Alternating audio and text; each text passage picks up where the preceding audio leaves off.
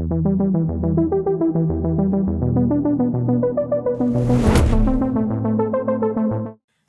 everyone, welcome to my YouTube channel. අද මම ඔයාලට සාකච්ඡා කරන්න යන්නේ කාලකුණික නිරීක්ෂණ මධ්‍යස්ථානයක ක්‍රියාකාරීත්වය කොහොමද සිද්ධ වෙන්නේ කියලා.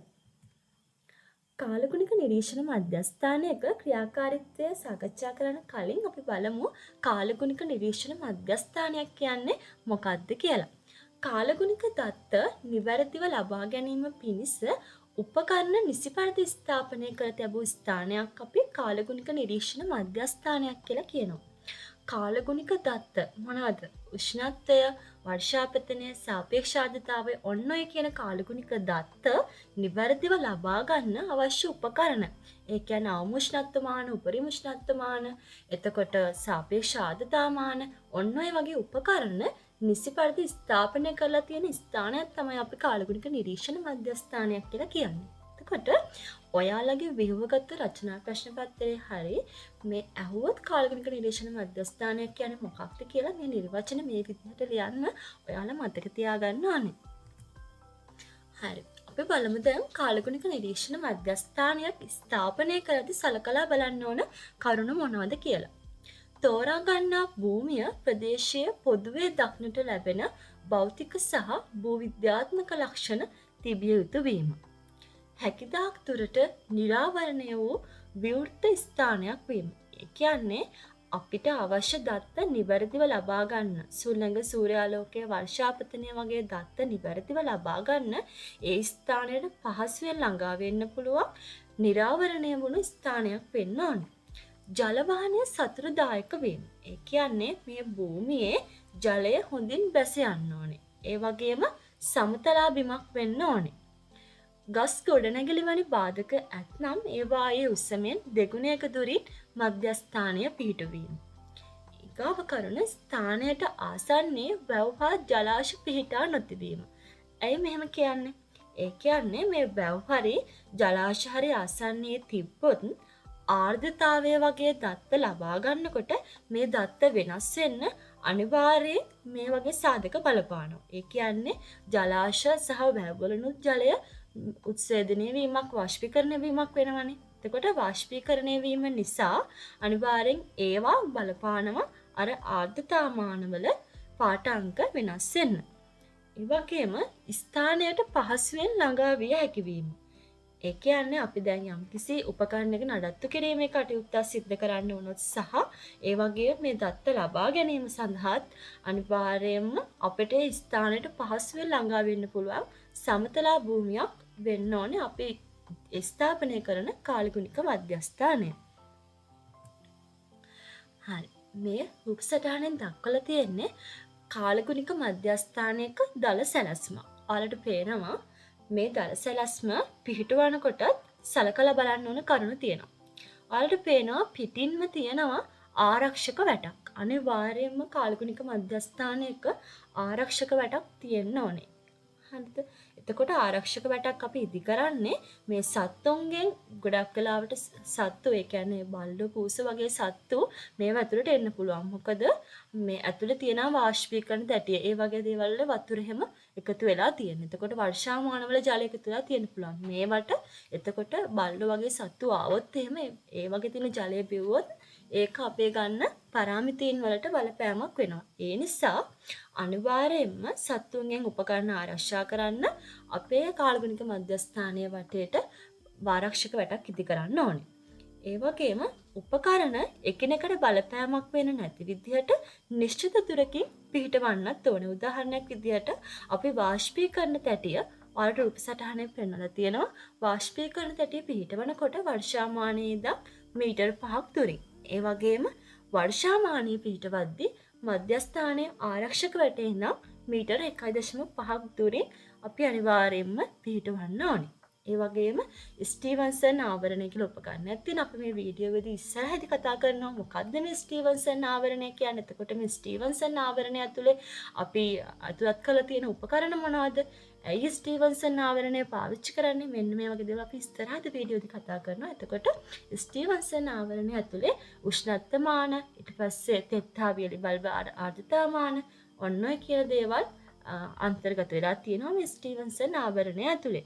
එතකොට කාලගුණික මධ්‍යස්ථානයේ අනිලමාන සුළං දිශා දර්ශකයේ තියෙනවා, භූ උෂ්ණත්වමාන තියෙනවා. විශේෂයෙන්ම සැලකිලිමත් වෙන්න ඕන මේ වාෂ්පීකරණ සැටිය සහ වර්ෂාමානය අනිවාර්යෙන් මෙන්න මේ කියන දුරවල් වලින් ස්ථාපනය කරන්න ඕනේ. මේ පිළිබඳ වැඩිදුර කරුණුත් අපි දැන් වීඩියෝ ඉස්සරහට සාකච්ඡා කරගෙන යමු. අපි දැන් සාකච්ඡා කරමු කාලගුණික මධ්‍යස්ථානයක උපකරණ ස්ථාපනය කිරීම. කාලගුණික මධ්‍යස්ථානයක උපකරණ ස්ථාපනය කරනකොට එක් උපකරණයකින් අනිත් උපකරණයට වන බලපෑම අවම වන විදිහට ස්ථාපනය කරන්න ඕනේ. ඒ කියන්නේ එක උපකරණයක සෙවණැල්ලක් තවත් උපකරණයක් මතට වැටුනොත් හෝ සුළං ප්‍රවාහයක බාධා පැමිණුනොත් දත්ත අනිවාර්යයෙන්ම වෙනස් වෙන්න පුළුවන්. දෙවෙනි කරුණ කෘෂිකාලගුණික මධ්‍යස්ථානවල දත්ත සටහන් කිරීම උදෑසන 8:00 සහ සවස 3:00ට පමණක් සිදු කරයි. ඒ කියන්නේ කෘෂිකාලගුණික මධ්‍යස්ථානවල දත්ත ලබා ගන්න දිනකට දෙවරක්.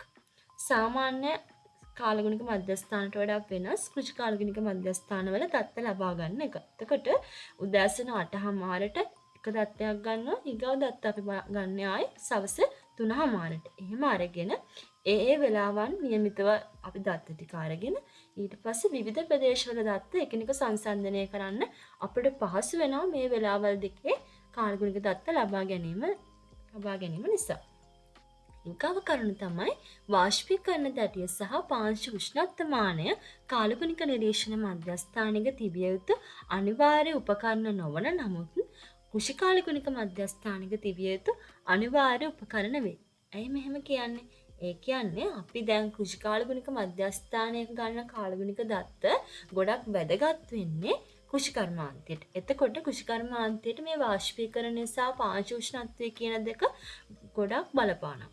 ඒ කියන්නේ දැන් කෘෂිකාර්මික කටයුතු කරනකොට දැන් වාෂ්පීකරණ තැටිය ගන්නක වාෂ්පීකරණ තැටිය ජලය වාෂ්ප වෙන වේගයමයි අනිවාර්යයෙන්ම යොදාගන්නේ. එතකොට අපිට කොච්චරක් අපේ ශේෂ්ත්‍රයෙන් ජලය වාෂ්ප වෙලා තියෙනවද? මේ ප්‍රදේශයේ ජලය වාෂ්ප වීමේ වේගය කොච්චරද? මේ දේවල් බලා ගන්න අපිට අනිවාර්යයෙන්ම වාෂ්පීකරණ තැටිය අවශ්‍ය වෙනවා. එතකොට වගාවන් වලට අවශ්‍ය ජලය සම්පාදනය කරනකොට ඒ සම්පාදන ක්‍රමය සැලසුම් කරන්න වගේ දේවල් වලට මේ වාෂ්පීකරණය කියන පාඨාංක ගොඩක් වැදගත් වෙනවා. ඒ වගේම උෂ්ණත්වමානය පාංශු උෂ්ණත්වමානය ගන්නකොට විවිධ ගැඹුරින් පවතින පසේ තියෙන උෂ්ණත්වයමයින්න මේක වැදගත් වෙනවා. ඒ කියන්නේ බීජ ප්‍රරෝහණයට අනිවාර්යෙන් පාංශු උෂ්ණත්වය බලපානවා. ඒ වගේම මුල් වර්ධනයටත් පාංශු උෂ්ණත්වය බලපානවා. එතකොට කෘෂිකර්මාන්තයේදී මේ පාංශු උෂ්ණත්වය කියන සාධකය අත්‍යවශ්‍ය සාධකයක් නිසා සාමාන්‍ය කාලගුණික මධ්‍යස්ථානයකට වඩා වාෂ්පීකරණ තැටිය සහ පාංශු උෂ්ණත්වමාන කියන උපකරණ කෘෂිකාර්මික මධ්‍යස්ථානයක අනිවාර්ය උපකරණ කියලා හඳුන්වනවා. හරි. දැන් අපි කතා කරමු මේ කාලගුණික මධ්‍යස්ථානයක තියෙන උපකරණ මොනවද සහ ඒවායේ භාවිත මොනවද කියලා. පළවෙනි පරාමිතිය තමයි වර්ෂාපතනය. එතකොට වර්ෂාපතනයේ මනින උපකරණ දෙකක් තියෙනවා. සරල වර්ෂාමානය සහ ස්වයංක්‍රීය වර්ෂාමානය. මේ රූප සටහනින් ඔයාලට දක්වලා තියෙනවා සරල වර්ෂාමානය, ස්වයංක්‍රීය වර්ෂාමානය. සරල වර්ෂාමානය ඔයාලට පේනවා බාහිර සිලින්ඩරය, පුනීලය, ඇතුළත සිලින්ඩරය, මිනුම් සරාව කියන කොටස් තියෙනවා. ස්වයංක්‍රීය වර්ෂාමානයේ පුනීලය, චුම්බකය, ඊට පස්සේ ජලය ඉවත් වෙන සිදුරක් තියෙනවා. ඔන්න ඔය කියන කොටස් සමානයි. අපි මේ කොටස් ගැන සාකච්ඡා කරමු දැන් වීඩියෝ ඉස්සරහට. හරි. සරල වර්ෂාමාන එක කතා කරන්න කලින් මම දෙයක් කියන්නම්. ඔයාලට මේ කොටස් ගැන සාකච්ඡා කරලාම අපි ඉස්සරහට යමු. එතකොට සරල වර්ෂාමානය කිසියම් කාල සීමාවක් තුළ ලැබුණු මුළු වර්ෂාපතන ප්‍රමාණය මනින්න තමයි අපි භාවිතා කරන්නේ. එතකොට සරල වර්ෂාමානය මම ප්‍රධාන කොටස් තියෙනවා කිව්වා බාහිර සිලින්ඩරය, පුනීලය, ඇතුළත සිලින්ඩරය සහ මිනුම් සරාව. එතකොට මේ බාහිර සිලින්ඩරය කියන කොටසෙන් තමයි උපකරණය බාහිර ආවරණයක් විදිහට ක්‍රියා කරන්න මේ බාහිර සිලින්ඩරය කියන කොටස. එතකොට පුනීලය කොටසින් කරන්නේ වැසි ජලය එකතු කරලා ඇතුළත සිලින්ඩරය කියන්නේ ඇතුළත තියෙන බඳුනට එක් කිරීමක් සිදු කරන්නේ මේ පුනීලය මගින්. ඇතුළත සිලින්ඩරයේද මොකද කරන්නේ? පුනීලයෙන් එන ජලය තැම්පත් වෙන්නේ මේ ඇතුළත සිලින්ඩරයේ කොටසේ. ඒ වගේම මිනුම් සරාවක් අපි පාවිච්චි කරනවා. ඔයාලා දන්නවා මිනුම් සරාව පාවිච්චි කරන්නේ මොකටද කියලා. මිනුම් සරාවක් ගන්නේ අපි එකතු වුණු ජල ප්‍රමාණය මිලිමීටර වලින් කොච්චරක්ද කියලා නිවැරදිව මැනගන්න. එතකොට ඒක තමයි සරල වර්ෂාමානයේ ක්‍රියාකාරීත්වය. අපි එතකොට බලමු ස්වයංක්‍රීය වර්ෂාමානයේ කොහොමද ක්‍රියාකාරීත්වය සිද්ධ වෙන්නේ කියලා. ස්වයංක්‍රීය වර්ෂාමානය කියන එක ක්‍රියා කරන්නේ දැන් සරල වර්ෂාමානය මිනිස් බලපෑමෙන් තමයි, ඒ කියන්නේ මිනිසා මැදිහත් වෙලා තමයි සරල වර්ෂාමානය ක්‍රියා කරන්නේ. නමුත් ස්වයංක්‍රීය වර්ෂාමානය කියන එක මිනිසාගේ මැදිහත් වීමකින් තොරව තමයි වර්ෂාපතනයේ මැනීම සහ දත්ත සටහන් කිරීම කියන එක දෙකම සිද්ධ වෙන්නේ. එතකොට මේ රූප සටහනේ ඔයාලට දක්වලා තියෙන්නේ ටිපින් බකට් කියන වර්ගයේ වර්ෂාමානයක්. එතකොට මේකෙදි පුනීලය, ඊට පස්සේ ටිපින් බකට් කොටස තියෙනවා, ඊට පස්සේ රෙඩ් ස්විච් එකයි චුම්බකය නැත්නම් මැග්නට් එකක් තියෙනවා. ඒ වගේම රේන් එක අපි කොච්චරක්ද කියලා මැනගන්න රේන් කවුන්ට් එකක් තියෙනවා. එතකොට පුනීලය කියන කොටසෙදි වැසි ජලය පද්ධතියට ලබා දීමක් සිද්ධ වෙනවා. ඒ වගේම පද්ධතියට කියන්නේ මේ ඇතුලේ තියෙන මැනීම සිද්ධ වෙන කොටසට. එතකොට පුනීලයට තමයි මේ ජලය වැටෙන්නේ, එකතු වෙන්නේ. එතකොට මේ එකතු වෙනවා. ඊට පස්සේ ටිපින් බකට් කියන කොටසක් තියෙනවා. ඔයාලට පේනවා ටිපින් බකට් කියලා කොටසක් තියෙනවා, පෙරලෙන බඳුනක්. ටිපින් බකට් එකක් කියලා කියන්නේ පෙරලෙන බඳුනක් කියන්නේ. එතකොට මේකෙදි ජලය පිරුණාට පස්සේ මේක දෙපසට වැනෙනවා. වැනිලා ජලය හිස් කරනවා. ඒ කියන්නේ එක පැත්තකට වැටෙනවා, ඊට පස්සේ අනිත් පැත්තට. ওই විදිහට මේක දෙපැත්තට වැනෙමින් තමයි ජලය එකතු වීමක් සිද්ධ වෙන්නේ. ඊට පස්සේ එකතු වෙලා ජලය දෙපැත්තෙන් මේ ජලය ඉවත් වෙන සිදුරක් තියෙනවා. ඒ සිදුරෙන් තමයි එක පැත්තකට පිරුණාට පස්සේ ඒ පැත්තේ ජලය අර පැත්තට ගලාගෙන ගිහලා ඉවත් වෙන සිදුරෙන් අයින් වෙනවා. ඊට පස්සේ අනිත් පැත්ත පෙරනවා. ওই විදිහට අනිත් සිදුරෙන් ඉවත් වෙනවා. මම රූප සටහනෙන් දක්වලා තියෙනවා ඔයාලට පැහැදිලිව. ඒ වගේම ඊට පස්සේ තියෙනවා ස්විච් එකක් සහ මැග්නට් එකක්. එතකොට මේ මැග්නට් එකෙන් කරන්නේ බඳුන පෙරලෙන වාර ගන්න තමයි විද්‍යුත් සංඥාවක් විදියට හඳුනා ගන්න උපකාරී කරගන්නේ. මේ මැග්නට් කියන කොටසෙන් අර මේ බකට් එක දෙපැත්තට වැනෙනවා. එතකොට මේක වැටෙන පෙරලෙන වාර ගන්න විද්‍යුත් සංඥාවකින් තමයි හඳුනා ගැනීමක් කරන්නේ මේ මැග්නට් එක මගින්. ඊට පස්සේ තියෙනවා රේන් කවුන්ට්. රේන් කවුන්ට් එකේදී වර්ෂාපතනගේ ඩිජිටල් තිරයක් මත පෙන්වීමක් සිද්ධ කරනවා. එතකොට ඩිජිටල් තිරේ කොච්චරක් වර්ෂාපතන කොච්චරක් ජලය එකතු වුණාද කියලා මේ ඩිජිටල් තිරෙන් අපිට බලා ගන්න පුළුවන් වෙනවා. අපි ඊගාවට බලමු සරල වර්ෂාමානයේ ඒකකය මොකක්ද කියලා. ඒකකය තමයි මිලිමීටර. එතකොට මේකේ දත්ත ලබා ගන්න මම කලිනුත් කතා කරා. සෑම දිනකම පෙරවරු 8:00ට දත්ත ලබාගෙන පෙර දිනේ ඉදිරියේ සටහන් කරනවා. ඒ කියන්නේ දැන් උදේ 8:00ට තමයි දත්ත ලබා ගන්නේ. උදේ 8:00ට අද උදේ 8:00ට දත්ත ලබා ගත්තා නම් අපි දත්ත සටහන් කරන්නේ කලින් දවසේ වර්ෂාපතනය. කලින් දවසේ වර්ෂාපතන විදිහට තමයි ඒ දත්තය සටහන් කරන්නේ. හරි. අපි සරල වර්ෂාමානය, ස්වයංක්‍රීය වර්ෂාමානය මේවයි කොටස් ඒවා සාකච්ඡා කරලා දැන් අපි බලමු සරල වර්ෂාමානය ඇසුරින් ඔයාලට එන්න පුළුවන් ගාණක් ගැන. එතකොට එක්තරා දිනක විශ්කම්භය සෙන්ටිමීටර් 14ක් වූ සරල වර්ෂාමානයක් තුළ එකතු වූ ජල පරිමාව ඝන සෙන්ටිමීටර් 770ක් වූයේ නම් එම ප්‍රදේශයට ලැබුණු වර්ෂාපතන ප්‍රමාණය උසක් ලෙස ගණනය කරන්න. එතකොට සිලින්ඩරයේ දැන් ජලය පුනිලයට ලැබෙන ජලය එකතු වෙන්නේ කොහාටද? ඇතුළත සිලින්ඩරයට. එතකොට ඇතුළත සිලින්ඩරයේ පරිමාව ඔයාලා දන්නවා 5R වර්ගයේ H. එතකොට ඇතුළත සිලින්ඩරයේ පරිමාව සමාන වෙනවා ලැබුණු ජල පරිමාවට. එතකොට ජල පරිමාව අපි 5R වර්ගයේ H කියලා සලකනවා. එතකොට ලැබුණු වර්ෂාපතන ප්‍රමාණය උසක් ප්‍රසාන නිසා අපි H සමානයි V බෙදීම 5R වර්ගය දානවා. V කියන්නේ 770යි ඝන සෙන්ටිමීටර්. 5 කියන්නේ 22 බෙදීම 7යි. එතකොට R කියන්නේ විශ්කම්භය සෙන්ටිමීටර් 14යි නම් අරය සෙන්ටිමීටර් 7යි. එතකොට ඒකේ වර්ගය 7 ගුණ කිරීම 7යි. එතකොට එනම H සමානයි සෙන්ටිමීටර් 5යි. හරි. එතකොට සරල වර්ෂාමාන උපකරණය කොහොමද කාලගුණික මධ්‍යස්ථානයක අපි ස්ථාපනය කරන්නේ?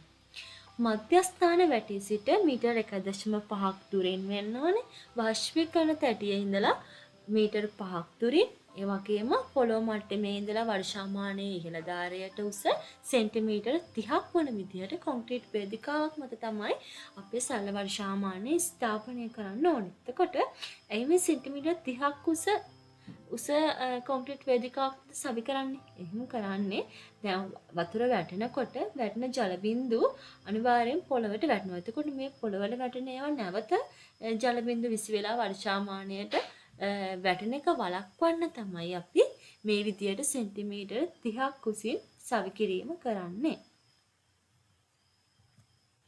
ඊගා පාරාමිතිය සාකච්ඡා කරමු වාෂ්පීකරණය. එතකොට වාෂ්පීකරණය කියන පාරාමිතිය මයින්න පාවිච්චි කරන උපකරණය තමයි වාෂ්පීකරණ තැටිය. එතකොට වාෂ්පීකරණ තැටිය සාකච්ඡා කරන කලින් මොකද වාෂ්පීකරණය කියන්නේ? අපි මීට කලින් පාඩමෙන් සාකච්ඡා කරා වාෂ්පීකරණය කියන්නේ විවෘත ජල පෘෂ්ඨයකින් ජලය වාෂ්ප වී යන ප්‍රමාණය තමයි වාෂ්පීකරණය කියන්නේ. එතකොට මේ ජල ඒ ප්‍රමාණය මන්න උපකරණයට අපි වාෂ්පීකරණ තැටිය කියලා කියනවා. එතකොට වාෂ්පීකරණ තැටිය ලබා ගන්න ඒ දත්ත අපි සටහන් කරනවා. ඒ සටහන් කරනකොට අපේ වාෂ්පීකරණ තැටියේ මන්න වාෂ්පීකරණ ඒකකය තමයි මිලිමීටර්.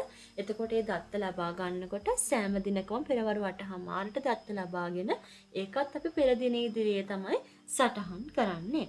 එතකොට මේකෙදි අපි බලන්නේ කලින් දවසේ ඒ පැය 24ක කාලයේදී කොච්චර වාෂ්පීකරණයක් වුණාද කියලා තමයි අපි බලන්නේ. එතකොට මේ තැටිය අපි සාමාන්‍යයෙන් හදන්නේ ලී ආධාරකයක් මත. එතකොට මේක පොළවෙන් මදක් ඉහළින් තමයි තියන්නේ. එහෙම කරන්නේ අපිට සත්තුන්ගෙන් මේක ආරක්ෂා කරන්න. එතකොට ඒ කියන්නේ දැන් ඒ වගේම අර වාෂ්පීකරණ තැටියක් නේතකොට ලී ආධාරකයක් මත තියන්නේ පොළවේ උෂ්ණත්වය නිසා ජලය වාෂ්පීකරණය වෙන එක වළක්වන්න. දැලකින් ආවරණය කරන ඔය කුරුල්ල සත්තු වගේ එයාලගේ මේ ජලය අපතේ යාම වළක්වන්න. එතකොට නැත්නම් අපිට වාෂ්පීකරණ දත්ත නිවැරදිව ලබා ගන්න බැරි වෙනවනේ. එතකොට ඒ වගේම මේ වාෂ්පීකරණ දත්ත අපිට වැදගත් වෙන්නේ මොන වගේ දේවල් වලටද? කෘෂිකාර්මික කටයුතු වලදී භෝග සඳහා අවශ්‍ය ජල ප්‍රමාණය තීරණය කරන්න මේ වාෂ්පීකරණ කියන සාධකය බොහොමත්ම වැදගත් වෙනවා. එතකොට අපි ඊගාවට සාකච්ඡා කරන පාරාමිතිය තමයි සුළඟේ වේගය. එතකොට සුළඟේ වේගය මනින උපකරණය තමයි මේ රූපසටහනකින් දක්වලා තියෙනවාට අනිලමානය. එතකොට මේ අනිලමානය කියන්නේ අපි අන්නමානය දැන් භාවිතා කරනකොට මේ රටවල බොහෝ රටවල මේ භාවිතා වෙන සුලභ භාවිතා කරන අනිලමානයක් තමයි මේ කෝප්ප සහිත අනිලමානය. එතකොට මේ කෝප්ප කැරකෙනවා රවුමට. හරිද? එතකොට සුළඟ හමනකොට මේ උපකරණයේ තියෙන කෝප්ප කැරකෙන්න පටන් ගන්නවා. එතකොට සුළඟේ වේගය වැඩි වෙනකොට කෝප්ප කැරකෙන වේගයද වැඩි වෙනවා. නිශ්චිත කාලයක් තුළදී මේ කෝප්ප වට කීයක් කැරකෙනවද කියලා තමයි අපි ගණනය කරන්නේ. ඒ මගින් අපි බලනවා සුළඟේ වේගය කොච්චරද කියලා. වලට පේනවා ඒ දණ්ඩ දිගේ පහලින් තියෙනවා මීටරයක්. මේ මීටරයෙන් අපිට මැනගන්න පුළුවන්. එතකොට මේකෙදී ඒකකය තමයි අපි දන්නවා සුළඟේ වේගය මනින්නේ පැයට කිලෝමීටර වලින්. මේ ඒකක ඔයාලා හොඳින් බලන්න මම වරහන් ඇතුලේ දාලා තියෙනවා ඒකක. මේවා අනිවාර්යෙන් ඔයාලට MCQ වගේ කොටස් වලදී මේ දේවල් හම්බ වෙනවා. එතකොට ඒ වගේම මේ දත්ත ලබා ගන්න වෙලාවල් මේ දේවල් අනිවාර්යෙන් ඔයාලා මතක තියාගන්න ඕනේ. ඔයාලට විභවගත ප්‍රශ්න ඒ වගේම MCQ කොටස් වලදී මේ දේවල් වැදගත් වෙනවා. එතකොට අනිලමානයේ සෑම දිනකම පෙරවරු 8:00ට දත්ත අරගෙන පෙර දින ඉදිරියේ තමයි සටහන් කිරීම කරන්නේ. අපි ඊගාව පාරාමිතිය කතා කරමු සුළඟේ වේගය. සුළඟේ වේගය නෙමෙයි සුළඟේ දිශාව. එතකොට සුළඟේ දිශාව මනින උපකරණය තමයි සුළං දිශා දර්ශකය. එතකොට සුළං දිශා දර්ශකය ගන්න අපි මොකටද? සුළඟ හමන දිශාව බලන්න. එතකොට මේකේ ක්‍රියාකාරීත්වය තමයි ඔයාලට පේනවා මේකේ කොටස් දෙකක් තියෙනවා. ඒ කියන්නේ ඊ හිස කියලා කොටස තියෙනවා. ඊතලයේ වගේ ඊ හිස කොටස. ඒ වගේම පිටුපස කොටස වලිගේ කොටස. කොළපාට කොටසින් තියෙන වලිගේ. එතකොට ඊ හිස කොටසේ උපකරණයේ තියෙන ඊතලය සම විටම තියෙන කොහාටද? සුළඟ හමා එන දිශාවට. මම ඔයාලට රූප සටහනේ දක්වලා තියෙන්නේ. සුළං හමා එන දිශාවට තමයි මේ ඊතලය තියෙන්නේ. එතකොට අපිට හරිම පහසුයි මේක දත්ත කියන්න. සුළං හමන් එන දිශාවට ඊතලය තියෙනවා. එතකොට සුළං හමා යන දිශාව තමයි කොළපාට පැත්තෙන් මම ඔයාලට ඊතලයක් දාලා තියෙන්නේ. එතකොට කොහොමද මේ වලිගයේ කොටස ක්‍රියා කරන්නේ? මේකෙදි උපකරණයේ පිටුපස තියෙන පළල් කොටසක් තියෙනවා. එතකොට මේ පළල් කොටසේ සුළඟේ පීඩනයට හසු වෙලා ඈතට තල්ලු වෙනවා. එතකොට ඊතලයේ ස්වයංක්‍රීයව සුළඟ එන පැත්තට හැරෙනවා. එතකොට එහෙම තමයි මේ සුළං දිශා දර්ශකය ක්‍රියා කරන්නේ. එතකොට මේකේ දිශා තියෙනවා උතුර, දකුණ, නැගෙනහිර සහ බටහිර. ඒ විදිහට තමයි ඔය north, south, east, west. මේ විදිහට අකුරු හතරක් අපි ඉතලයට යටින් දාලා තිනවා. එතකොට දැන් ඔයාලට රූප සටහනේ පළවෙනි රූප සටහනේ පේනවා N. ඒ කියන්නේ උතුරු පැත්තට තමයි ඊතලයේ හැරිලා තියෙන්නේ. එතකොට උතුරු දිශාවෙන් තමයි සුළං හමාගෙන එන්නේ. ඒක පේනවා ඔයාලට උතුරු දිශාවෙන් ඉඳලා සවුත් පැත්තට තමයි. ඒ කියන්නේ දකුණු දිශාවට තමයි සුළං හමාගෙන එන්නේ. හරි. සුළං දිශාව මනින සුළං දිශා දර්ශකයේ ඒකකය මොකද්ද? උතුරු දිශාවේ සිට එන ආතතිය අංශක ගණනින් තමයි අපි මනින්නේ. එතකොට මේක දත්ත ලබා ගන්නෙත් අපි සෑම දිනකම පෙරවරු 8:00ට දත්ත ලබාගෙන අපි පෙර දින ඉදිරියේ සටහන් කරනවා. හරි. අපි ඊගාට බලමු මේ අනිලමානී සහ සුළං දිශා දර්ශකය කාලගුණික මධ්‍යස්ථානයක කොහොමද ස්ථාපනය කරන්නේ කියලා. අනිලමානී සුළං දිශා දර්ශකය අනිවාර්යෙන් පොළොව මට්ටමින් සිට මීටර 10ක් උසින් සිටින ලෙස සවි කරනවා. හරිද? එහෙම කරන්නේ කාලගුණික මධ්‍යස්ථානික. හැබැයි කෘෂි කාලගුණික මධ්‍යස්ථානිකද මේවා සවි කරන්නේ මීටර 2ක් උසින්. ඇයි අපි එහෙම කරන්නේ? මොකද කෘෂි කාලගුණික මධ්‍යස්ථානයකට මේ භෝග වගාවට ගොඩක් වෙලාවට වැදගත් වෙන සාධක තමයි අපි ගන්න. එතකොට භෝග වගාවල භෝගවල උස මීටර 2 සීමාවනේ යන්නේ අපිට අපි වගා කරන ගොවින් වගා කරන භෝගවල උස ඒ නිසා තමයි මේ මීටර 2ක් උසින් ගන්න. එතකොට අනිත් කාලගුණික සාමාන්‍ය කාලගුණික මධ්‍යස්ථානක මීටර 10ක් උසින් ගන්න අපි ඒ ප්‍රදේශයේ තියෙන සුළඟේ වේගයේ දිශාව තමයි වන්නේ. ඒ නිසා තමයි ওই දෙකේ මීටර 10 සහ 2 කියන වෙනසක් තියෙන්නේ. එතකොට අපි ඊගාව සාධකය බලමු පරාමිතිය සාපේක්ෂ ආර්ද්‍රතාවය. එතකොට සාපේක්ෂ ආර්ද්‍රතාවය මනින්නත් අපි උපකරණ භාවිතා කරනවා ආර්ද්‍රතා මානය ඒ වගේම තෙත් හා වියලි බල්බ උෂ්ණත්ව මානය. මම මේ රූපය ඔයාලට දාලා තියෙනවා. එතකොට අපේ සාපේක්ෂ ආර්ද්‍රතාවයෙන් මනින්න සුළඟේ තියෙන ජල වාෂ්ප ප්‍රමාණය. එතකොට මම මේ ආකාර තුනක් දාලා තියෙනවා. රූප සටහන් තුනක් ඩිජිටල් එකක් අපි කෙළවරෙන් දාලා තියෙනවා මම. එතකොට ඔය මැද තියෙනවා තෙත් සහ වියලි බල්බ උෂ්ණත්ව මානය. ඊට පස්සේ මේ පැත්තේ තියෙනවා ආර්ද්‍රතා මානය. අපි බලමු දැන් මේ කොටස් වලින් කොහොමද අපි මේ ගණනය කිරීම සිද්ධ කරන්න කියලා. හරි. අපි දැන් බලමු තෙත් හා වියලි බල්බ ආර්ද්‍රතා මානයෙන් ඔයාලට එන්න පුළුවන් ගාණක්. ඊට කලින් මම මේ රූප සටහනේ දාලා තියෙන තෙත් හා වියලි බල්බ ආර්ද්‍රතා මානයක්. එතකොට වියලි කොටසක් තියෙනවා තෙත් කොටසක් තියෙනවා. ඒ කියන්නේ මේ උපකරණය ක්‍රියා කරන විදිහ මම ඔයාලට කියලා දෙන්නම්. එතකොට මේකෙදි තියෙන්නේ සාමාන්‍ය වායුගෝලීය උෂ්ණත්වය. සාමාන්‍ය වායුගෝලීය උෂ්ණත්වය මේ වියලි බල්බය කියන කොටස තියෙන. ඒ කියන්නේ වියලි කියන කොටස ඒ කොටසෙන් මනිනවා සාමාන්‍ය වායුගෝලීය උෂ්ණත්වය. එතකොට අනෙක් පැත්ත තියෙනවා ඔයාලට තෙත් කියලා තියෙන. ඒ කියන්නේ ඒ කොටස අපි තෙත් රෙදි කඩකින් ඔතලා තමයි තියෙන්නේ. ඒක අපි ජල බඳුනකට දාලා තියෙන රෙදි පැටයක. එතකොට රෙදි පැටියෙන් නිතරම ජලය එනවා. ඒ නිසා ඒක තෙත් වීමක් වෙනවා. එතකොට තෙත් රෙදි කඩේ තියෙන ජලය වාෂ්ප වෙනකොට සිදුවන සිසිල් වීම නිසා උෂ්ණත්ව දෙකෙහි පාඨාංක අතර වෙනසක් ඇති වෙනවා. එතකොට මේ පාඨාංක වෙනස අපි විශේෂිත වගුවක් පාවිච්චි කරලා ඒක සංසන්දනය කරලා වායුගෝලයේ තියෙන තෙතමනය නැත්නම් සාපේක්ෂ ආර්ද්‍රතාවය ගණනය කිරීමක් කරනවා.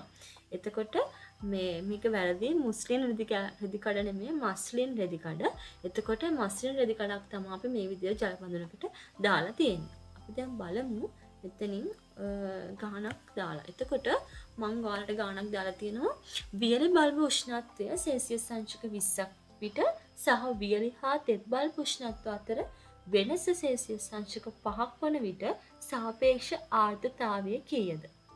එතකොට අපි කොහොමද මේක මනින්නේ? එතකොට අපි බලන්න ඕනේ මම ගාණ හදන විදිහත් කියලාම රූප සටහනෙන් පෙන්වන්න. වියලි බල්බ උෂ්ණත්වය සෙල්සියස් අංශක 20. එතකොට මේක සිරස් තීරුවෙන් තෝරා ගන්න. කොහොමද? වියලි බල්බ උෂ්ණත්වය ඔයාලට දීලා තියෙනවා සෙල්සියස් අංශක 20. මම ඒ දිගේ ඊතලයක් දාලා තියෙනවා. හරි. ඊට පස්සේ වියලි හා තෙත් බල්බ උෂ්ණත්වය අතර වෙනස සෙල්සියස් අංශක 5යි. මේ සෙල්සියස් අංශක 5 පාඨාංක වෙනසත් මම ඔයාලට ලකුණු කරලා තියෙනවා. එතකොට මේ ඊතල දෙකම එකට හමු වෙන තැනක් තියෙනවා. ඒ කියන්නේ 59 කියන අංකය. එතකොට මේ 59 කියන එක තමයි ඡේදනය වන ස්ථානයේ තියෙන 59 කෙනාගේ තමයි සාපේක්ෂ ආර්ද්‍රතාවය. අපි සාපේක්ෂ ආර්ද්‍රතාවය percentage එකක් විදිහට ප්‍රතිශතයක් විදිහට තමයි දක්වන්නේ. ඔයාලට පේනවානේ.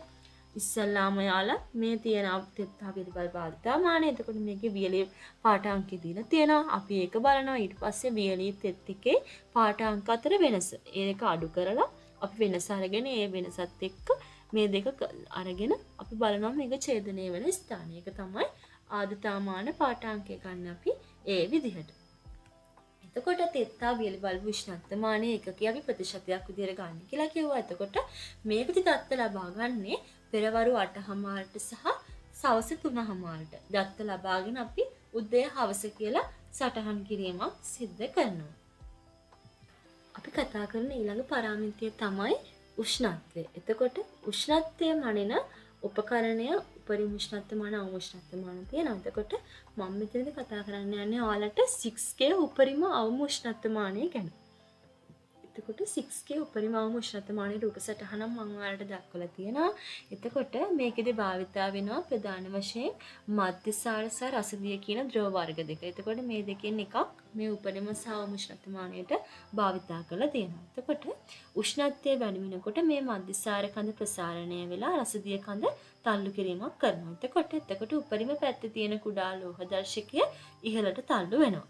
උෂ්ණත්වය අඩු වෙනකොට මධ්‍යසාර සංකෝචනය වෙන විට රසදිය කඳ අවම පැත්තට ගමන් කරලා ලෝහ දර්ශකය ඉහළට තල්ලු කරනවා. එතකොට ඒක තමයි මේ 6K උපරිම අවම උෂ්ණත්වමානය ඇතුළේ වෙන ක්‍රියාකාරීත්වය. එතකොට යාලට ඒකක දක්වලා තියෙනවා. ඒකකය සෙල්සියස් අංශක වලින් තමයි අපි මනින්නේ. එතකොට දත්ත ලබා ගන්න සෑම දිනකම පෙරවරු 8:00ට දත්ත ලබාගෙන අපි පෙර දිනේ ඉදිරියේ තමයි සටහන් කිරීමක් කරන්නේ. ඒ වගේම ඔයාලට කියන්න ඕනේ මේකෙදි පාඨාංක කියවනකොට උෂ්ණත්වය වෙනස් වුණත් මේ රසදිය කඳ මගින් ඉහළට ගෙන ගිය ලෝහ දර්ශකයේ ස්ථානයෙන්ම රැඳී තියෙනවා. එතකොට ඒ ලෝහ දර්ශකය පහළ කෙළවරින් අදාළ උපරිම හෝ අවම උෂ්ණත්වය අපිට කියව ගන්න පුළුවන්. ඒ කියන්නේ මේ ඊයම් කොටසකින් වගේ ඔයාලට පේනවා නේද? එතකොට ඒකේ පහළම කොටසින් තමයි අපිට කියන්න පුළුවන් කොහොමද උපරිම සහ අවම උෂ්ණත්වය තියෙන්නේ කියලා. එතකොට මේ පාඨාංක ඒව ගත්තට පස්සේ අපි ආයි මේ උෂ්ණත්වමාන යලි සැකසීමක් කරනවා. ඒ කියන්නේ පාඨාංක ලබා ගත්තට පස්සේ කාන්දමක් පාවිච්චි කරලා මේ ලෝහ දර්ශකය ආයෙ නැවත රසදිය මට්ටමට ස්පර්ශ වනසේ පහත් කරනවා. එතකොට මේ උපකරණය ප්‍රධාන වශයෙන් කාලගුණික විද්‍යා මධ්‍යස්ථානවල ගොවිපළවල වගේ භාවිතා කරනවා. මම කියපු හැම කටනක් වගේ ඔයාලට වැදගත් නෑ. ඔයාලට මම දැන ගැනීමට තමයි මෙම ගොඩක් කරුණු විස්තර කරලා කිව්වේ. එතකොට අපි ඊගවට බලමු උෂ්ණත්වමාන සහ ආර්ද්‍රතාවමාන උපකරණ කාලගුණික මධ්‍යස්ථානයක කොහොමද ස්ථාපනය කරන්න කියලා. එතකොට ඔයාලට මම කලින් පටන් ගන්නකොටම කිව්වා වීඩියෝ එකේදී මේ උපරිම උෂ්ණත්වමාන අවම උෂ්ණත්වමාන එතකොට තෙත්තා වියලි බල්බ උෂ්ණත්වමාන ආර්ද්‍රතාවමාන කියන උපකරණ අපි ස්ටීවන්සන් ආවරණයක් තුල තමයි සවි කරන්නේ. එහෙම කරන්නේ අපි ඒවට මේ ඍජුවම සූර්යාලෝක කියන නිරාවරණය වෙන එක වළක්වන්න. හරි මේ රූප සටහනේ දක්වලා තියෙන ඔයාලට ස්ටීවන්සන් ආවරණයක් කොහොමද ඇතුළත පේන්නේ කියලා. මේ තියෙන්නේ dry bulb thermometer. ඒ කියන්නේ වියලි බල්බ උෂ්ණත්වමානය. එතකොට minimum temperature thermometer. ඒ කියන්නේ අවම උෂ්ණත්වමානය. එතකොට ওই විදිහට ඔයාලට දාලා තියෙනවා මේ maximum temperature thermometer. ඒ කියන්නේ ඒත් අර maximum මේ ආර්ද්‍රතාවමාන උපරිම සහ අවම ආර්ද්‍රතා උෂ්ණත්වමාන සහ තෙත්තා වියලි බල්බ ආර්ද්‍රතාවමාන. ওই විදිහට තමයි රූප සටහනේ දක්වලා තියෙන්නේ. එතකොට ඊට කලින් මම ඔයාලට මේ ස්ටීවන්සන් ආවරණය ගැන සාකච්ඡා කරන්න. එතකොට ස්ටීවන්සන් ආවරණය අපි කිව්වා පාවිච්චි කරන්න උෂ්ණත්වමාන ආර්ද්‍රතාවමාන වගේ මේ සංවේදී උපකරණ ඍතු සූර්යාලෝකයට මේක වළක්වන්න කියලා. ඒ වගේම තව හේතුවක් තමයි වර්ෂාව සහ තද සුළඟින් ආරක්ෂා කරන්නත් මේ විශේෂිත ලී කුටීරය භාවිතා කරනවා අපි. එතකොට මේක ඔයාලට පේනවා මේක බිත්ති හදලා තියෙන්නේ ලූවර් වලින්. ඒ කියන්නේ ඇලයකට සවි කරපු ලී පටි වලින් තමයි මේක සකස් කරලා තියෙන්නේ. එහෙම කරලා තියෙන්නේ මේ කුටීරය ඇතුලේ තියෙන වාතය නිදහසේ සංසරණය වෙන්න ඉඩ සලස්වන්න. එතකොට ඒ වගේම ඔයාලට පේනවා අනිවාර්යයෙන්ම මේ ස්ටීවන්සන් ආවරණය සුදු පාට තීන්ත වලින් තමයි අපි ආලේප කරන්නේ. එහෙම කරන්නේ සූර්ය තාපය පරාවර්තනය කළා මේ කුටීරයේ ඇතුළත කොටස සිසිල්ව තබා ගන්න අපි ඒ විදිහට සුදු පාට තීන්ත තීන්ත වලින් වර්ණ ගැනීමක් කරනවා. එතකොට මම හිතනවා ස්ටීවන්සන් ආවරණය ගැනත් ඔයාලට හොඳ පැහැදිලිවීමක් දැන් ඇති කියලා. අපි ඊගා පරාමිතිය සාකච්ඡා කරමු. වායු පීඩනය. වායු පීඩනය මනින්න අපි භාවිතා කරන උපකරණ තමයි පීඩනමානය, බැරෝමීටරය, රසදිය වායු පීඩනමානය නැත්නම් නිර්දේව වායු පීඩනමානය. එතකොට රූපසටහනේ මම ඔයාලට දක්වලා තියෙනවා වායුගෝලීය පීඩනමානයක්. එතකොට වායුගෝලීය පීඩනමානය මනින ඒකකය තමයි පැස්කල්. නැත්නම් අපි රසදිය සෙන්ටිමීටර් වලනුත් මනිනවා. ඒ වගේම දත්ත ලබා ගන්නකොට මේවා පෙරවරු 8:00ට සහ සවස් 3:00ට දත්ත ලබාගෙන උදය සහ සවස ලෙස සටහන් කිරීමක් කරනවා. අපි සාකච්ඡා කරන ඒකාව පරාමිතිය තමයි පාංශු උෂ්ණත්වය. එතකොට පාංශු උෂ්ණත්ව මානව රූප සටහන් මම දක්වලා තියෙනවා ඔයාලට. මේ පාංශු උෂ්ණත්වය ගන්න මොකටද? පසෙහි උෂ්ණත්වය නිවැරදිව දැනගන්න. එතකොට සාමාන්‍ය උෂ්ණත්ව මානයකට වඩා මේ පාංශු උෂ්ණත්ව මානයේ විශේෂත්වයක් තියෙනවා. ඒ මොකද්ද? මේකේ තියෙනවා මේ පස තුලට ඇතුළු කරන්න පුළුවන් දිගු ලෝහමය ප්‍රොබ් එකක්. ඒ කියන්නේ ලෝහමය කොටසක් තියෙනවා. එතකොට මේක තමයි විශේෂත්වය සාමාන්‍ය උෂ්ණත්වමාන වලට සාපේක්ෂව පාංශු උෂ්ණත්වමානයේ තියෙන.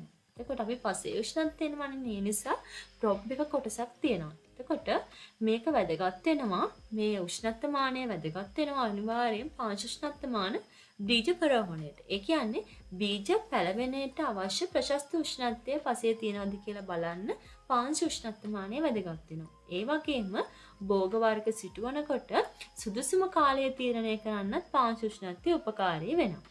එතකොට ඒ වගේම මූල පද්ධති ගැන සාකච්ඡා කරනකොට පසේ උෂ්ණත්වය මූල වර්ධනයට ශාකීය ජලය සහ පෝෂක උරා ගන්න ඍජුවම බලපාන. ඒ නිසා මූල පද්ධතියේ වර්ධනයටත් මේ පාංශු උෂ්ණත්වමානයෙන් ගන්න පාඨාංක පාංශු උෂ්ණත්වයක වැදගත් වෙනවා. එතකොට මේක භාවිතා කරන්නේ අපි සාමාන්‍යයෙන් මේකේ තියෙන මේ උෂ්ණත්වමානයේ ප්‍රොබ්ලම් කොටස තියෙනවානේ.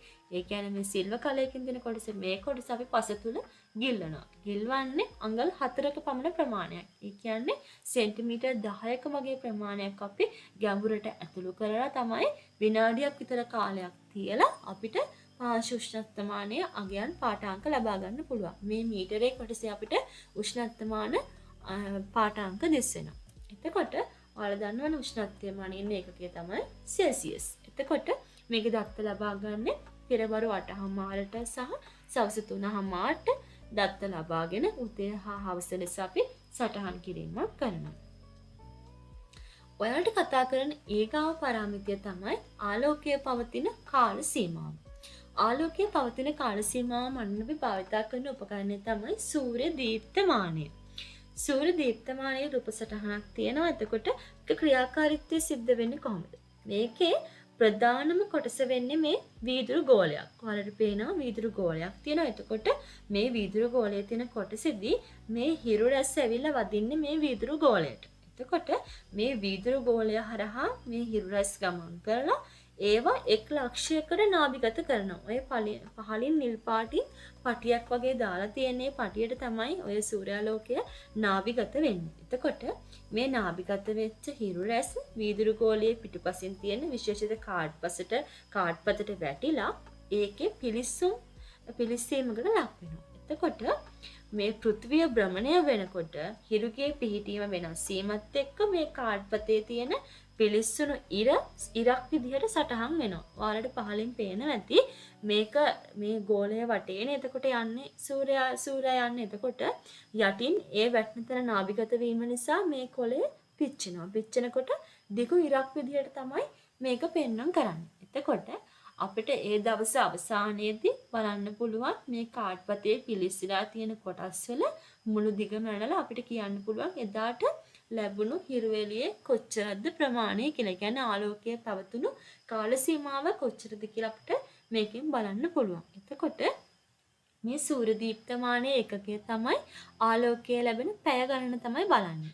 ඒ වගේම මේකේ දත්ත ලබා ගන්නකොට සෑම දිනකම පෙරවරු 8:00ට දත්ත ලබාගෙන පෙර දින ඉදිරියේ තමයි සටහන් කරන්නේ. අපි දැන් බලමු ඊගා පාරාමිතිය ආලෝක තීව්‍රතාවය. ආලෝක තීව්‍රතාවය මනින්න භාවිතා කරන්න අපි සූර්ය විකිරණ මානය. මේ දෙක පටලවා ගන්න එපා ඔයාලා. ආලෝකයේ පවතින කාල සීමාව මනින්න ගන්න සූර්ය දීප්තමානය. ආලෝකයේ තීව්‍රතාවය මනින්න ගන්න සූර්ය විකිරණ මානය. එතකොට සූර්ය විකිරණ මානය ක්‍රියා කරන්නේ කොහොමද? මේකේ පේනවා ඔයාලට මේක අතර සූර්ය දීප්තමානය වගේ තමයි. මේකෙදිත් මේකේ තියෙනවා විනිවිද පේන වීදුරු ගෝලයක්. ඔයාලට පේනවා. එතකොට මේ වීදුරු ගෝලයේ විශාල කාචයක් විදිහට ක්‍රියා කරනවා. එතකොට මේ කාචය ලෙස ක්‍රියා කළ සූර්ය රශ්මිය එක ස්ථානයකට නාභිගත කිරීමක් තමයි මේකදී සිද්ධ වෙන්නේ. වීදුරු ගෝලයට පිටුපස්සෙන් සවි කරලා තියෙන විශේෂ කාඩ්පතක් ඔයාලට පේනවා ඇති. කොටු දැලකින් යුතු කාඩ්පතක් පේනවා ඔයාලට. එතකොට මේ කාඩ්පතට මේ සූර්යාලෝකය නාභිගත වෙලා සූර්ය රශ්මිය පතිත වෙනවා. සූර්යාලෝකය තදින් පවතිනකොට මේ රශ්මිය කාඩ්පතට වැදිලා කාඩ්පතේ පිලිස්සලා ඉරක් වගේ කොටසක් ඇඳෙනවා. එතකොට සූර්යයා ආසේ ගමන් කරනකොට මේ පිලිස්සුන් ලකුණද කාඩ්පත දිගේ ගමන් කිරීමක් වෙනවා. එතකොට දවස් අවසානයේදී කාඩ්පතේ තියෙන පිලිස්සුම් මිරිවල දිග මේක ඉහළ පහළ යෑමක් තමයි වෙන්නේ. අරකෙදි වෙන්නේ සිරස්සත් මෙහෙම තිරස් අතර රේඛාවක් යනවා. මේකෙදි වෙනස් වෙනකොට මෙහෙම ඉහළ පහළ යන රේඛාවක් තමයි පෙන්වන්න කරන්නේ. එතකොට අපිට මේ ඉරිවල දිග මැනලා අපිට ඒකේ කොච්චරක් ආලෝකයේ තදට හිරු එළිය වැටුණාද කියලා අපිට බලා ගන්න පුළුවන්. ආලෝකයේ තීව්‍රතාවය කොච්චරක් දුරට වැදලා තියෙනවද කියලා අපිට මේ රේඛාව දිහා බලලා කියන්න පුළුවන්. හරි. එතකොට අවසාන වශයෙන් මේ සූර්ය විකිරණමානය සහ සූර්ය දීප්තමානය කාලකෘතික මධ්‍යස්ථානයේ ස්ථාපනය කරන්නේ කොහොමද කියලා බලමු අපි. සූර්යාලෝකය වැටෙන අපේ සූර්යාලෝකයේ තියෙන පාරාමිතින්නේ මනින්න. එතකොට අනිවාර්යයෙන් මේ උපකරණ සූර්යාලෝකයේ වැටෙන ස්ථානයක පොළොව මට්ටමේ ඉඳලා සෙන්ටිමීටර් 1.5ක් උසින් නැගෙනහිර බටහිර දිශාවට සිටිනසිය තමයි ස්ථානගත කරන්න ඕනේ. මේක අනිවාර්යෙන් සැලකිලිමත් වෙනවා. මොකද සූර්යයා නැගෙනහිරින් පාය බස්නාහිරින් බැසෙනවා. එතකොට මේ තියෙන රේඛාවට අපිට සමාන්තරව තමයි අපි අපේ සූර්ය විකිරණමානය සහ සූර්ය දීප්තමානය ස්ථාපනය කරන්න ඕනේ. ඒ නිසා අනිවාර්යෙන් නැගෙනහිර බටහිර දිශාවට සිටින විදියට අපි ස්ථානගත කරන්න ඕනේ. එතකොට මේ රූප සටහනේ මම ඔයාලට දැන් දක්වලා තියෙන අපි මෙතෙක් කතා කරපු මේ සාරාංශයක්. ඒ කියන්නේ ඔයාලට අනිවාර්යෙන් මේ කොටස් දෙක පැටලෙන්න පුළුවන්. ඒ කියන්නේ අපි සෑම දිනකම පෙරවරු 8:00ට දත්ත ලබාගෙන පෙර දින ඉදිරියෙන් සටහන් කරන දත්ත තියෙනවා. ඒ වගේම පෙරවරු 8:00ට 3:00ට ඒ කියන්නේ දවසට දෙපාරක් ගන්න දත්ත තියෙනවා. එතකොට මේ දෙක පටලවා ගන්න එපා. මම මේ රූප සටහනින් ඔයාලට දාලා තියෙනවා කොහොමද මේ පාරාමිතින් මනින්නේ මොන වගේ වෙලාවටද. ඔයාලට මේකේ මතක තියාගන්න ගොඩක්ම ලේසි. පෙරවරු 8:00ට සහ 3:00ට ගන්න දත්ත තුනයි තියෙන්නේ. සාපේක්ෂ ආර්ද්‍රතාවය, වායු පීඩනය සහ පාංශු උෂ්ණත්වය. එතකොට පෙරවරු 8:00 සවස් 3:00. එතකොට මේ වෙලාවල් දෙකකට ගන්න කාලගුණික පාරාමිතින් කීයද තියෙන්නේ? 3යි. එතකොට මේ තුන මතක තියාගන්න. එතකොට අනිත් දත්ත ටික ඔක්කොම එන්නේ සෑම දිනකම පෙරවරු 8:00ට දත්ත ලබාගෙන පෙර දින ඉදිරියෙන් සටහන් කරන කොටසට තමයි ඊටු දත්ත ටික ඔක්කොම එන්නේ. ඒක මතක තියාගන්න. ඒ විදිහට ලේසි වෙයි කියලා මම ඔයාලට හිතනවා. එතකොට අපි දැන් මෙච්චර වෙලා කතා කරේ සාම්ප්‍රදායික කාලගුණික මධ්‍යස්ථාන. නමුත් දැන් වර්තමානයේ වෙනකොට මේ ස්වයංක්‍රීය කාලගුණික මධ්‍යස්ථාන ඇවිල්ලා තියෙනවා. එතකොට දැන් භාවිතා වෙන්නේ ස්වයංක්‍රීය කාලගුණික මධ්‍යස්ථාන. එතකොට මේකේ තියෙන ප්‍රධානම විශේෂ ලක්ෂණය තමයි මේකෙදි දැන් අපිට සාම්ප්‍රදායික කාලගුණික මධ්‍යස්ථානයකදී අපිට ඕන වෙනවා නිරීක්ෂකෙක්. ඒ කියන්නේ දත්ත ලබා ගන්න කෙනෙක් ඕන වෙනවා. එතකොට ඒකට වෙනම කෙනෙක් වෙන වෙලා ඉන්න ඕනේ. එතකොට හැබැයි මේ ස්වයංක්‍රීය කාලගුණික මධ්‍යස්ථානයකදී අපිට නිරීක්ෂකයෙක් ඕන වෙන්නේ නැහැ.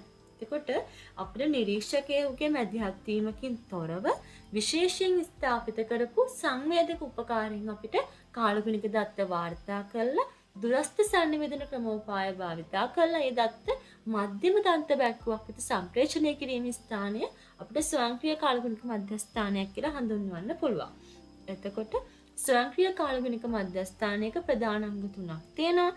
සංවේදක දත්ත ගබඩා කිරීමේ ලගුර පුනරාරෝපණය කළ හැකි කෝෂ. ඒ කියන්නේ සෙන්සර්ස්, ඩේටා ලොගර්, රීචාර්ජබල් බැටරි. ඔන්න ඔය තුන තමයි ස්වයංක්‍රීය කාලගුණික මධ්‍යස්ථානයක් හැදිලා තියෙන ප්‍රධානම අංග තුන. හරි. ඒකවට අපි බලමු මේ ස්වයංක්‍රීය කාලගුණික මධ්‍යස්ථානයේ මම කතා කරපු ප්‍රධාන අංගවල තියෙන විශේෂ ලක්ෂණ මොනවද කියලා. මේ මධ්‍යස්ථානයේට විදුලි බලය සපයන්නේ ප්‍රධාන වශයෙන්ම සූර්ය ශක්තියෙන් හරි සුළං බලයෙන් හරි.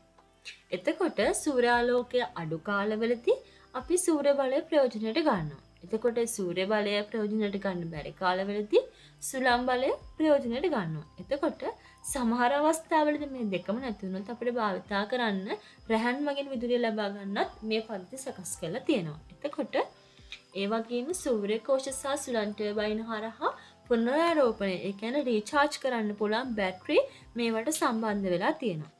එතකොට දත්ත එකතුකරණය කරන්න මේ කාලගුණික අපිට මේ දත්ත එකතු කරන්න මේක ලේසි. මේ ඔක්කොම අර බැටරි වලට සම්බන්ධ වෙලා තියෙන නිසා පුනරාරෝපණය වෙන නිසා නැවත නැවත සූර්ය ශක්තිය මගින් මේ සූර්ය කෝෂ පුනරාරෝපණය වෙලා ඒ උපකරණ අපිට හැමදාම දත්ත ලබා ගන්න පුළුවන්. ඒ වගේම මෙන්න මේක වලට ගොඩක් වැදගත් දත්ත එකතුකරණය. ඒ කියන්නේ data logger එක. මම කලින් කතා කරේ තියෙන දත්ත එකතුකරණය. එතකොට data logger එක මේ කාලගුණික මධ්‍යස්ථානයේ හදවත බඳුයි කියලා කියනවා. ඒ වගේම මේ data logger එක මගින් sensors වල තොරතුරු එකතු කරගන්න, ඒ එකතු කරගත්තු දත්ත සකස් කරලා ගණනය කිරීම සිද්ධ කරන්නේ මේ data logger මගින්. එතකොට මං කියවන විවිධ මාධ්‍යයන් ගන්නවා කියලා මේ දත්ත ගන්න. එතකොට දත්ත ගබඩා කරගන්න අවශ්‍ය අවස්ථාවලදී භාවිතා කරන මාධ්‍යයන් තමයි මේ GSM, Wi-Fi, USD, GPRS කියන තාක්ෂණ භාවිතා කරනවා.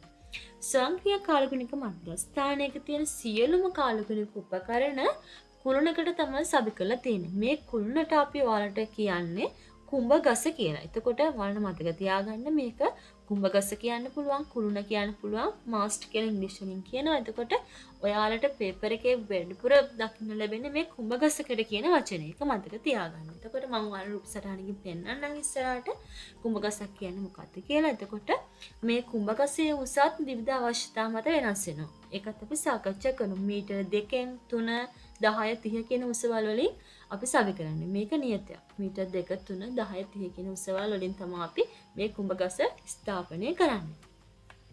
එතකොට කුඹ ගසක් කියන්නේ ස්වයංක්‍රීය කාලගුණික මධ්‍යස්ථානයක තියෙන සියලුම කාලගුණික උපකරණ සවි කරලා තියෙන ගස. ඒ කියන්නේ දැන් අපි කලින් අර මධ්‍යස්ථානවල තැන් වල උපකරණ තියලා තිබ්බනේ. දැන් ඒ වගේ විශාල ඉඩ ප්‍රමාණයක් අවශ්‍ය වෙන්නේ නැහැ මේ කුඹ ගසකට.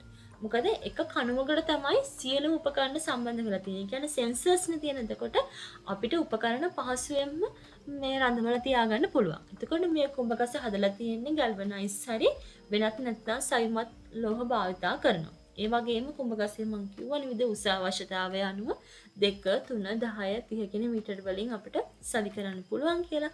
එතකොට මෙන්න මේ කොටස ගොඩක් වැදගත්. ඔයාලට බලන්න මිනිසාට බලපෑම් ඇති කරන කාලගුණික දත්ත ලබා ගන්න ඕනේ නම් අපි ඒ කුඹගස සවි කරන්නේ මීටර 2ක් උසින්. ඒ කියන්නේ මිනිසාගේ උපරිම උස එන්නේ මීටර 2 සීමාව ඇතුළතනේ. ඒ නිසා තමයි අපි මීටර 2ක් උසින් සවි කරන්නේ කුඹගස. එතකොට භෝගවලට හානි කරන කාලගුණික දත්ත මීටර 3නේ උපරිම එන්නේ භෝගවල උස. එතකොට ඒ නිසා භෝගවල උස මානින්න අවශ්‍ය කාලගුණික දත්ත ලබා ගන්න ඕනි නම් අපි ඒක සම්බන්ධ කරන්නේ මීටර 3ක් උසින්. ඒ වගේම ගස් ගොඩනැගිලි ආදී බාධක වලින් තොරව දත්ත ලබා ගන්න ඕන නම් ඒ කියන්නේ හිතන්නකෝ කාර්මික ප්‍රදේශයක් කියලා. එතකොට කාර්මික ප්‍රදේශවල ගම්වල වගේ අපිට එහෙම දත්ත ලබා ගන්න අපහසුයි. එතකොට ගස් ගොඩනැගිලි ගොඩක් තියෙනවා. එතකොට ඒ වගේ වෙලාවට අපි මේ කුඹගස මීටර 10ක් උසකින් තමයි සවි කරන්නේ. ඒ වගේම විශාල පරාසයක කාලගුණික දත්ත ලබා ගන්න ඕන වෙනකොට අපි මේ කුඹගස මීටර 30ක් උසින් සවි කරනවා. එතකොට මේ වගේ අපිට ඕන අවශ්‍යතාවය මත අපිට ඕන කුඹගස විවිධ උසවල් වලින් අපිට සවි කරගන්න පුළුවන්. මේ තියෙන්නේ ඔයාලා බලන් ඉඳන් පින්තූරේ. එතකොට මේ තියෙන්නේ කුඹගස. එතකොට මේ ස්වයංක්‍රීය කාලගුණික මධ්‍යස්ථානයක් කියලා අපිට මේ කුඹගසත් එක්ක මේ උපකරණ ඔක්කොම එකතු වුණාම අපි කියනවා ඒක ස්වයංක්‍රීය කාලගුණික මධ්‍යස්ථානයක් කියලා. මේ ලෝහ දණ්ඩට තියෙනවා අපි කියන්නේ කුඹගස කියලා. එතකොට මේකට සම්බන්ධ වෙලා තියෙන උපකරණ බලන්න උඩින්ම අනිවාර්යයෙන්ම අකුණු සංවේදකයක් සවි කරන්න ඕනේ. මොකද අකුණු වලින් ඇති වෙන උපකරණ වලට වෙන බලපෑම අවම කරන්න. මොකද රීචාර්ජබල් බැටරි තියෙනවා. එතකොට ඒ වගේම රැහන් රහිතව අපි මේක සම්බන්ධ කරලා තියන්න පුළුවන් කියවනේ. එතකොට ඒ නිසා විදුලිය මේ අකුණු ඇති වලින් අනතුරු ඇති වෙන්න පුළුවන්. ඒ නිසා අනිවාර්යෙන් අකුණු සංවේදකයක් හයි කරන්න ඕනේ. ඒ වගේම බලන්න එකක්වත් අර කලින් වගේ දැන් උපකරණ නැහැ. දැන් තියෙන්නේ සංවේදක. එතකොට සූර්ය විකිරණ සංවේදකය. රේඩියෝ තරංග ඇන්ටනාවක් තියෙනවා. ඒ වගේම සූර්ය පැනල, දත්ත ගබඩාකරණය.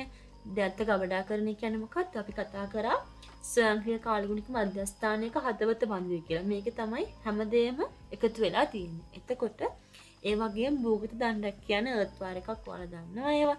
එතකොට වර්ෂාමානය තියෙනවා. විකිරණ පරිසරයට සාපේක්ෂ ආර්ද්‍රතා සංවේදක. සුළං වේගය සහ දිශාමාන සංවේදක ඔය විදියට සෙන්සර්ස් තමයි සවි කරලා තියෙන්නේ. එතකොට මේක ගොඩක් පහසුයි මේ සරල සාම්ප්‍රදායික කාලගුණික මධ්‍යස්ථානයකට වඩා. හරි. එතකොට අපි කලින් කතා කරපු එකම තමයි මේ සංවේදක කුඹගසකට සම්බන්ධ කරන උපකරණ සංවේදක සහිත සෙන්සර්ස් සහිත උපකරණ. මොනවද? උෂ්ණත්වමාන, සුළං දිශාදර්ශක, අනිලමාන, ආර්ද්‍රතාමාන, වායු පීඩනමාන. එතකොට වලාකුළු වල උස මනින්න අපිට ක්ලියෝමීටර් වගේ උපකරණ දැන් සාම්ප්‍රදායික කාලගුණික මධ්‍යස්ථානයක ඔය වලාකුළු වල උස මනින්න උපකරණ තිබුණේ නැහැ. නමුත් මේ ස්වයංක්‍රීය කාලගුණික මධ්‍යස්ථානයක ක්ලියෝමීටර්ස් වගේ සෙන්සර්ස් හයි කරලා තියෙනවා. එතකොට වර්ෂාමාන වර්ෂණාකාර මනින උපකරණ තියෙනවා. සූර්ය විකිරණතාවයේ මනින උපකරණ, පයිරනෝමීටර් වගේ උපකරණ සම්බන්ධ කරලා තියෙනවා. එතකොට අපි ඊගාවට කතා කරමු සාම්ප්‍රදායික කාලගුණික මධ්‍යස්ථාන වෙනුවට මේ ස්වයංක්‍රීය කාලගුණික මධ්‍යස්ථාන භාවිතයේ වාසිය. එතකොට මම දන්නවා ඔයාලා දැනටමත් දන්නවා මොනවද වාසි කියලා මේ සාම්ප්‍රදායික කාලගුණික මධ්‍යස්ථානට වඩා ස්වයංක්‍රීය කාලගුණික මධ්‍යස්ථානයේ තියෙන. එතකොට මොනවද අපිට සියලුම කාලගුණික දත්ත අවශ්‍ය වේලාවට නිවසේ හරි කාර්යාලයේ හරි ඉඳලා ලබා ගන්න පුළුවන්. මොකද ඔක්කොම අර GSM Wi-Fi වගේ තාක්ෂණය ඔස්සේ අපිට දත්ත පරිගණකයක් කරහා ලබා ගන්න පුළුවන්. ඒ වගේම නිතිපතා සිදු කළ යුතු නඩත්තු කිරීම ස්වයංක්‍රීයව සිද්ධ වෙනවා. එතකොට මේකේ චිප් වගේ හයි කරලා තියෙන්නේ. එතකොට විශාල දෝෂයක් කරෙන්න සාමාන්‍ය දෝෂ නඩත්තු කිරීම වගේ දේවල් ස්වයංක්‍රීයව සිද්ධ වෙනවා. කාලගුණික දත්තවල උපරිම සහ අවමගයන් මාසික මෙන්ම වාර්ෂිකවද අවශ්‍ය විට ස්වයංක්‍රීයව ලබා දෙනවා. අපිට ඕන වෙනකොට මාසිකව ගන්නත් පුළුවන් දත්ත, නැත්නම් අපිට වාර්ෂිකව දත්ත ඕන වෙලාවට ගන්නත් පුළුවන්. දැන් සාම්ප්‍රදායික කාලගුණික මධ්‍යස්ථානයක එහෙම බෑ. එදා ගන්න දත්ත ඒ විදිහට හරියටම පිළිවෙලට අපිට එදා දවසේ ගිහින් ගන්න ඕනේ. ඒ වගේම දිනක් තුල කාලගුණික දත්ත වෙනස් වීම ස්වයංක්‍රීයවම ලබා දෙනවා.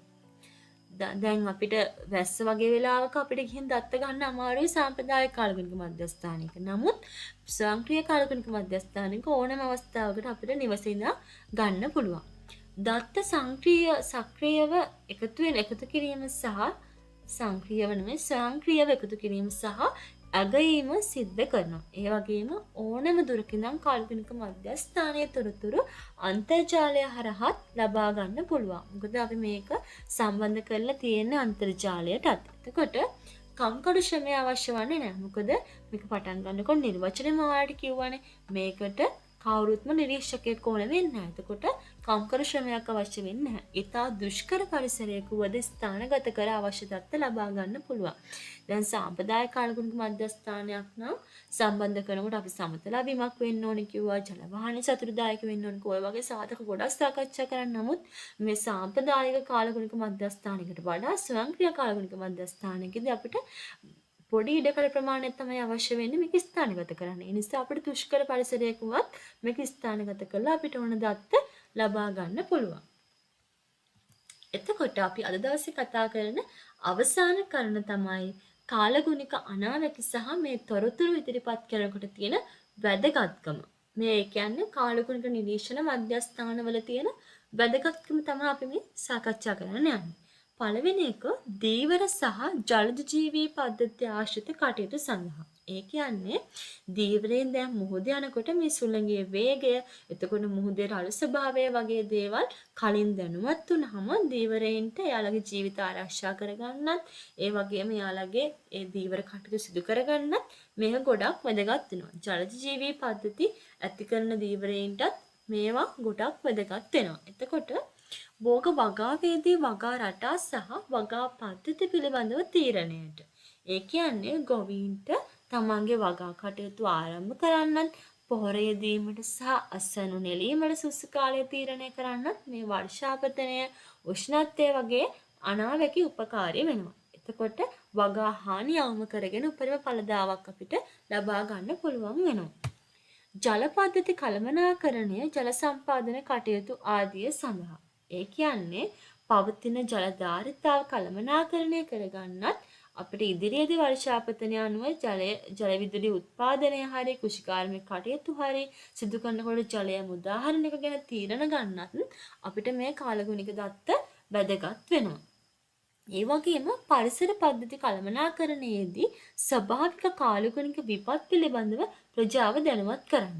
ඒ කියන්නේ අධික වර්ෂාව, සුළි කුණාටු, නියඟ වගේ ස්වභාවික විපත් කල්තියාම දැනගන්න මේ කාලගුණික දත්ත වැදගත් වෙනවා. ඒ නිසා ජීවිත දේපල හානි වගේ දේවල් වළක්වා ගන්නත් ඒවා ආරක්ෂා කර ගන්නත් මේ කාලගුණික අනාවැකි වැදගත් වෙනවා. අවසාන කාරණය තමයි ආපදා කළමනාකරණයට. ඒ කියන්නේ මේ ගම් වතුර නායම් වගේ ආපදා අවස්ථාවලදී සාන සේවා සැලසුම් කරනකොට ඒ වගේ මේ අවදානම් ප්‍රදේශවල සිටින පිරිස ඉවත් කරගන්න වගේ කටයුතු වලදී මේ කාලගුණික දත්ත ගොඩක් වැදගත් වෙනවා. ඉතින් අද ලෙසන් එක මෙතන ඉවරයි. වීඩියෝ එක ඉවර වෙනකම් මාත් එක්ක රැඳලා හිටපු ඔයාලට ගොඩක් ස්තුතියි. අපේ ඊළඟ පාඩමේ හමු වෙනවා. එතකන් ඔයාලට සුබ දවසක්.